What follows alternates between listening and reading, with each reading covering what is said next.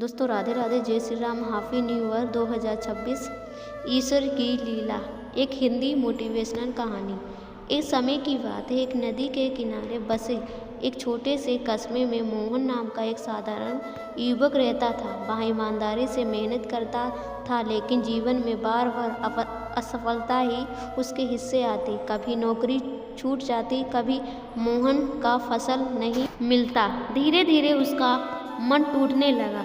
एक शाम वह मंदिर के बाहर सीढ़ी पर बैठा था, आंखों में निराश और मन में सवाल था, हे ईश्वर, अगर आप सब आपकी लीला है, मेरी जिंदगी में इतना दुख क्यों?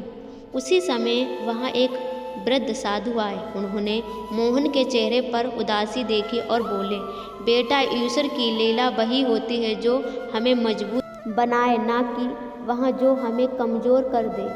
साधु ने मोहन को नदी की ओर इशारा करते हुए कहा, इस नदी को देखो, रास्ते में कितनी चट्टानें आती, लेकिन क्या नदी रुक जाती है? नहीं, वहाँ अपना रास्ता खुद बना लेती है। यह बात मोहन के दिल में उतर गई। उसने तय किया कि वहाँ शिकायत नहीं करेगा, बल्कि हर परिस्थितियों को सीख समझेगा।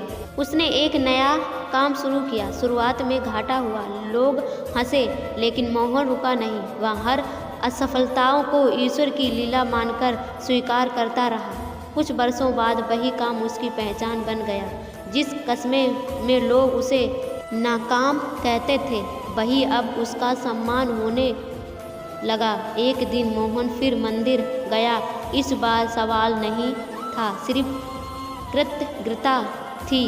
उसने मन ही मन कहा, अब समझ आया प्रभु, आपकी लीला दुख देने के लिए नहीं, दिशा देने के लिए थी। सीख, ईश्वर की लीला हमेशा हमारे पक्ष में होती है, भले ही वहाँ उस समय कठिन लगे। जो व्यक्ति भरोसा रखकर कर्म करता है, उसकी ज़िंदगी खुद एक प्रेरणादायक कहानी बन जाती है। कहानी कैसे लिए कमेंट करना और चैनल को तो सब्सक्राइब लाइक करना, क्योंकि इस चैनल पर हिंदी मोटिवेशनल कहानी आती रहेंगी। तो दोस्तों राम राम, जय Shri Ram, happy new year.